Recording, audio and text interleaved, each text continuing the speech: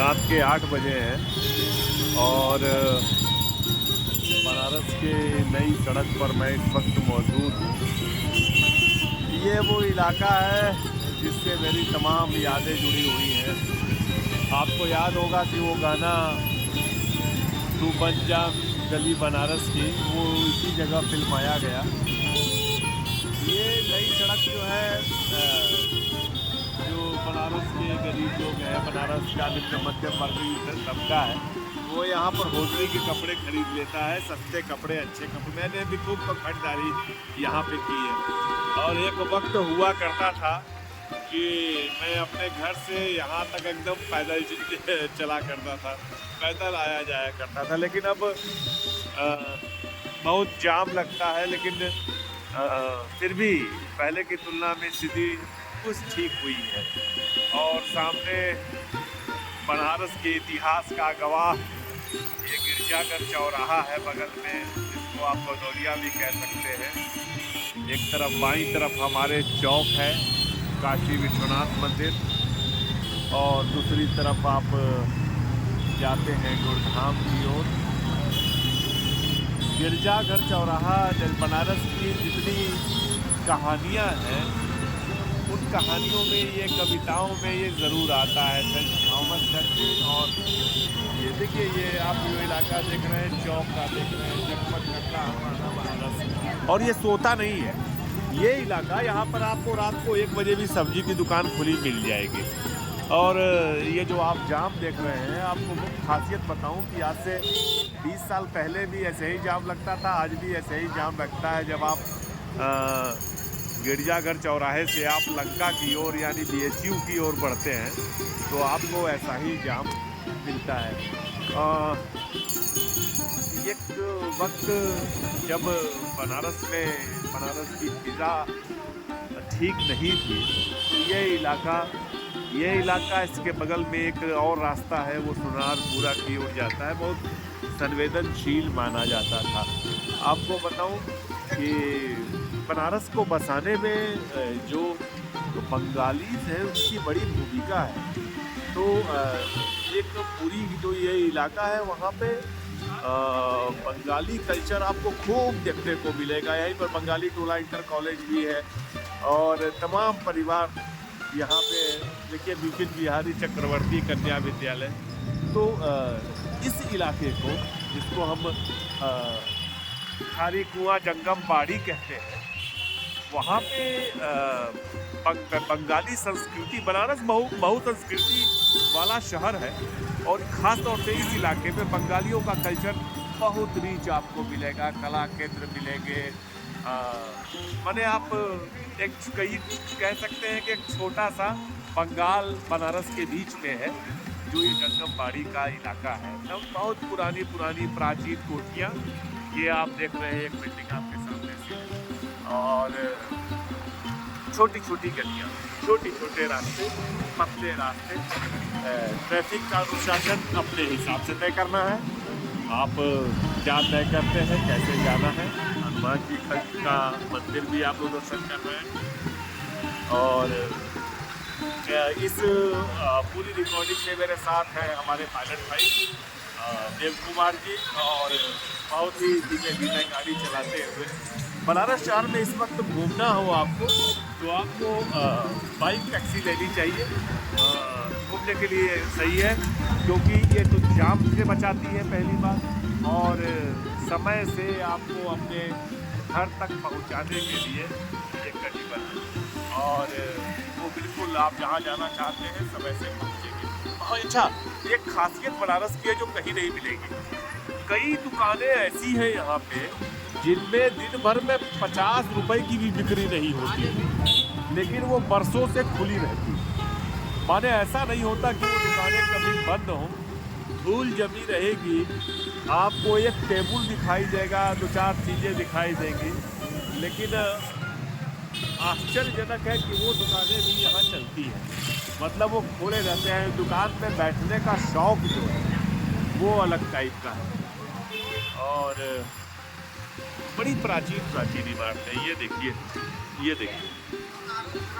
तो पतली गलियों के बीच बसा यह बनारस, ये पुराना बनारस है। ये बनारस शहर आपका पुराना है। और अच्छी बात यह है कि बनारस, देखिए ये मकान देखिए, दरवाजे इसके। तो धीमे धीमे बनारस वाले अपने पुराने घरों को बेच करके नए तरीके से मकान बनवा रहे हैं, लेकिन जो पुराना कल्चर है वो ज़बरदस्त है। अब ये पूरा इलाका जो है वो हमदर्द का है, जागृत रहता है। वो देर रात तक बनारसी साड़ियों का कारोबार करते हैं, जागते हैं। आपको रात में भी ये इलाका गुलजार दिखाई देगा। बनारस के खान पकवान का तो आप सबको मैं बता चुका हूँ कि मज़ा अलग है।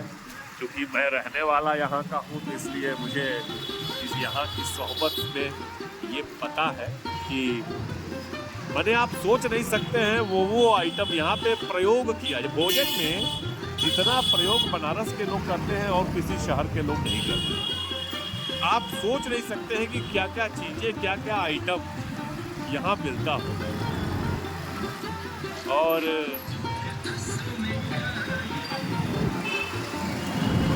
अब यहाँ बिरयानी वगैरह की भी दुकानें खुलने लगी हैं। पहले यहाँ पर लोग बिरयानी नहीं खाते थे, बनारस के लोग अपनी तरह का आइटम खाना पसंद करते थे।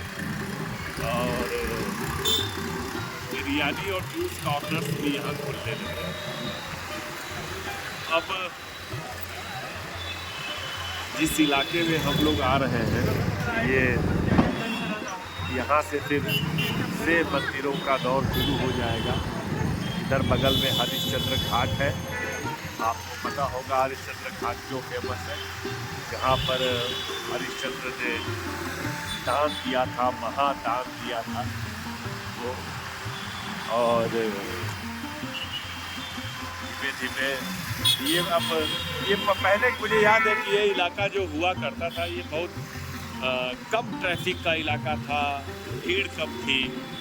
यहाँ पर एक सिनेमा घर हुआ करता था। ये बेलूपुर का इलाका है, यहाँ पर एक सिनेमा घर हुआ करता था, विजया टॉकीज। ये जो राजा बड़हर है उनका सिनेमा हॉल था, लेकिन अब वो एक मॉल में बदल गया है। वो सिनेमा घर बंद हुआ, कई सिनेमा घर देश में बंद होकर के मॉल में बदल गए। उस तरह से ये भी बदल करके मॉल में बदल गया। इस अस्पताल से बहुत यादें हैं। संवेदना अस्पताल, मेरी माँ यहाँ लंबे समय तक अपना इलाज कराती रही, तो इस अस्पताल से एक अलग सहानुभूति है। बाकी शादियों का भी सीजन है, तो तमाम तरह के एग्जाम भी मिल रहे हैं। यहाँ कब कौन गाड़ी मोड़ दे कोई नहीं जानता बनारस में। और अभी अगले 10 मिनट में हम लोग, 10 मिनट से शायद कम समय लेंगे, हम लोग पहुँच जाएंगे पहलवान लस्सी के इलाके में। बनारस में इस तरह के हालत चलने लगे हैं, शादियाँ हो रही हैं, ढोल बजने लगे हैं पंजाबी।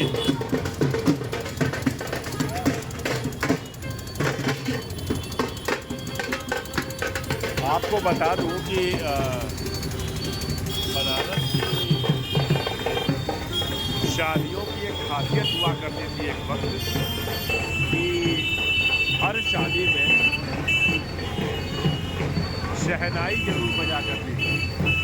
अब वो कल्चर धीमे धीमे विलुप्त सा हो गया।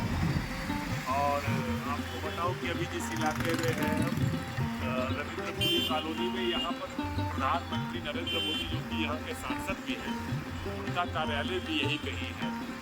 अब कहाँ है, यही अगल बगल है। और देखना पड़ेगा सड़क कैसी। ये प्रधानमंत्री के कार्यालय के सामने की सड़क है, ये आपको बता दूँ। लगातार निर्माण ही होता रहता है। जब से वो प्राइम मिनिस्टर बने हैं, तब से प्रधानमंत्री के घर के आगे की सड़क का निर्माण हो रहा है। अभी हम थोड़ी देर में गेट से थोड़ा पहले लंका चौराहे पर पहुँचेंगे, मदन मोहन मालवीय चौराहा कहते हैं उसको। वहाँ पर हमारे एक मित्र हैं, यहाँ लस्सी पीने आए हुए हैं। जितना चाहते थे तो मैं उससे ले जा रहा हूँ। ये बड़ी फेमस दुकान है ज्वेलरी की, चेतबड़ी ज्वेलर्स। जो बनारस के होंगे जानते होंगे जरूर से इसके बारे में। अलग शहर।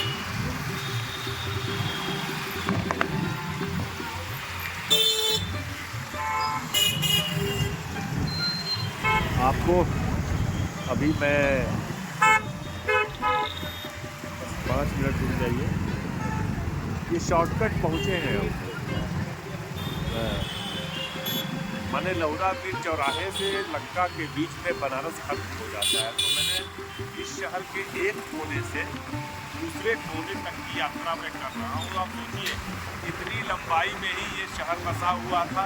अब तो विस्तार हो गया है थोड़ा सा, लेकिन लंका से लेकर के लौरा बीर कहा जाता है कि वरुणा और 80 के बीच बनारस, तो 80 घाट पीछे छूट गया और वरुणा जो है वो लौरा बीर के पास है। तो यहाँ पे जो जगहों के नाम हैं, गौदौलिया, लौरा बीर, ये सब दरअसल कबीर परंपरा से जुड़े हुए नाम हैं। 80 घाट देखिए इधर है, ये लिखा हुआ है 80 घाट, ये बगल में है। और 2-4 मिनट के भीतर, 2 मिनट के हम लोग लंका चौमुहानी पे। और एक बात और आपको बता दूं बनारस की खासियत, यहाँ पर चौराहों को चौराहा नहीं कहते, चौमुहानी कहते हैं। चौमुहानी का मतलब ये होता है जिसके 4 मुंह। उच्चारण देखिए कितना सुंदर है। चौराहा का मतलब जिसमें से 4 राहें निकलती हो, और चौमुहानी का मतलब जहाँ पे 4 मुंह किसी सड़क के जुड़ते हो। तो हम लोग यहाँ पे चौमुहानी कहते हैं। काव्या चौमुहानी में से ले आवा। तो अभी हम लोग उधर की ओर बढ़ रहे हैं। मैं नहीं जानता कि आपको मेरी रिकॉर्डिंग साफ नज़र आ रही है कि नहीं नज़र आ रही है। और बनारस के लोग, मैं तो केवल 12 किलोमीटर 10 किलोमीटर चल करके लस्सी पीने पहुँच रहा हूँ। नहीं तो लोग 2-2 घंटे 4-4 घंटे का सफ़र कर करके लस्सी पीने आते हैं। और आप आश्चर्य करेंगे, आते हैं। ये बात केवल ही नहीं है, लोग लस्सी पीने आते हैं 2 घंटे 4 घंटे का सफ़र करके। यह बनारस शहर की खासियत है, ये बनारस शहर की वादगी। अब मेरा ननिहाल है यहाँ पे, ये जो इलाका है लंका का। तो अब हम लोग लंका पहुँचने वाले हैं, पहुँच गए हैं लगभग। और BHU बगल में है, इस चौराहे से भी नज़र आएगा। यहाँ पे लस्सी की दुकानें जो है यहीं पे बगल में। तो अपने मित्रों से मिलने जा रहे हैं, आप लोगों से फिर बात होगी। तब तक के लिए पहलवान लस्सी, फिर देखिए लस्सी पीने वालों, अब अंदाज़ा लगाइए बनारस ऐसा ही है। मिलते हैं फिर।